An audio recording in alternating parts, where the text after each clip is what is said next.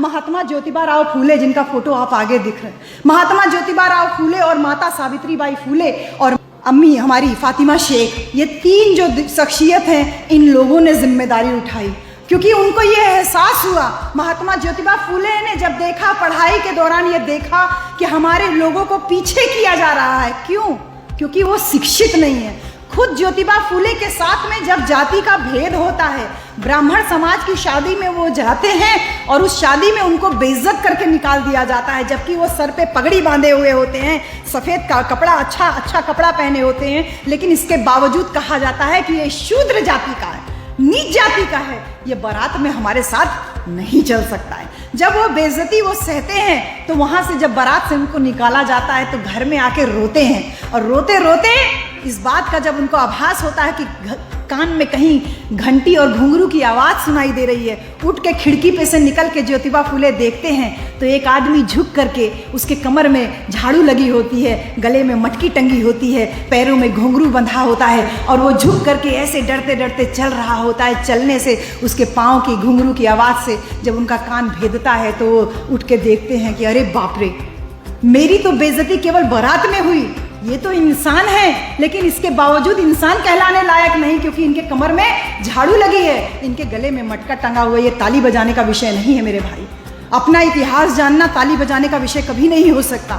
उस दिन उनके दिमाग में आया कि इस व्यक्ति की ऐसी स्थिति इसलिए है क्योंकि ये शिक्षित नहीं है, इसको ज्ञान नहीं है। बहन जी, हम 5 मीटर साड़ी लपेटते हैं, उसके ऊपर सर पे पल्ला रखते हैं और उसके बाद किचन में खड़े होकर काम करते हैं, और फिर भी अगर कभी रोटी जल जाए या सब्जी में नमक भूल जाए तो घर के लोग फट से मुंह उठा के बोल देते हैं, खाना बनाना नहीं आता क्या? तेरी माँ ने तुझे नहीं सिखाया था क्या? कभी आप 5 मीटर साड़ी लपेट के खा के पोशाक हैं, क्यों नहीं छोड़ देते उस व्यवस्था को? क्यों नहीं छोड़ देते उस व्यवस्था को जो मुसलमानों को आपका दुश्मन बना करके रखी हुई है?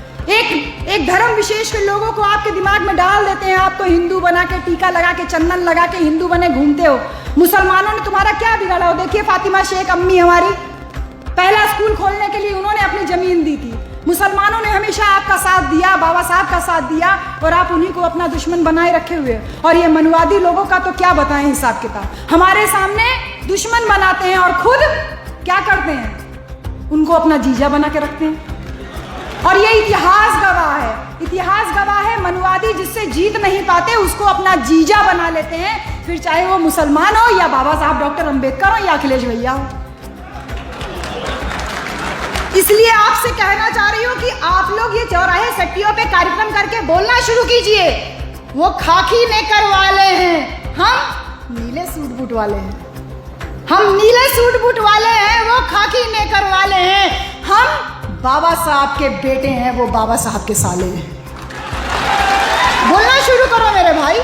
परिवर्तन कैसे आएगा? कैसे हम स्वर्णिम भारत कैसे निर्माण कर पाएंगे? मौर्यकालीन अशोक का शासन कैसे लेकर के आ पाओगे? अपने दिमाग से जाति का कचरा, अपने दिमाग से धर्म का कचरा निकालोगे, बुद्ध की शरण में आओगे, तभी तो कर पाओगे ये काम, तभी तो ये सब काम कर पाओगे मेरे भाई। अपनी अपनी जिम्मेदारी लीजिए।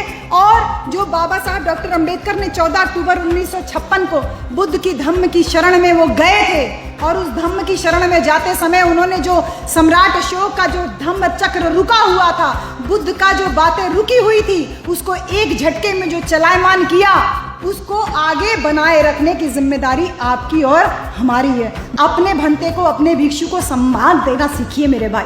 अगर अपने बुद्ध धम्म का प्रचार प्रसार आप और हम ही नहीं करेंगे तो कौन कर पाएगा? इसीलिए मेरे हाथ में कोई धागा नहीं देखते हो आप, नहीं देख सकते आप। मेरे गले में कोई मंगलसूत्र नहीं देख सकते, मेरे माथे पे सिंदूर नहीं देख सकती बहन जी, मेरे पाँव में बिछुआ नहीं देख सकती, लेकिन तब भी क्या मैं सुंदर नहीं लगती बहन जी? क्या मैं सुंदर, क्या भाई मैं सुंदर नहीं लगती? मैं जानती हूँ कि मैं बहुत सुंदर लगती हूँ, क्योंकि मुझे अपने बाबा साहब पे विश्वास है, मुझे अपने सम्राट अशोक पे विश्वास है, मुझे बुद्ध की शिक्षाओं का प्रचार प्रसार करने में विश्वास है। और इस कदम पे कदम मिला के हम दोनों पति पत्नी निकल करके आपके बीच में चल के आ रहे हैं। तो छोड़ दीजिए वो सारे त्यौहार, वो सारे परंपरा जो आपके महापुरुषों को मार के मनाया जाता। तैयार कीजिए अपने घर में फूलन देवी, देवी बना के पूजा कीजिए। आपको ज़रूरत है अपनी बेटी को फूलन देवी की पूजा करवाने की, आपको ज़रूरत है अपने घर में माता सावित्री बाई फूले की पूजा करवाने की, आपको ज़रूरत है अपने घर में माता रमाबाई और फातिमा शेख की पूजा करवाने की। तो इस बात को ध्यान में रखिए कि वो सारे परंपरा, वो सारे त्यौहार जो पंचशील का पालन ना कराते हों, बुद्ध की शिक्षाओं का पालन ना कराते हों, उनको छोड़िए। यहाँ तक कि जो नाम और उपनाम भी जो भेद कराते हों, उनको छोड़ करके इस समाज को आगे बढ़ाने के लिए, बुद्ध की शिक्षाओं का प्रचार प्रसार करने के लिए आप और हम मिल करके चलिए साथ में आगे बढ़ें।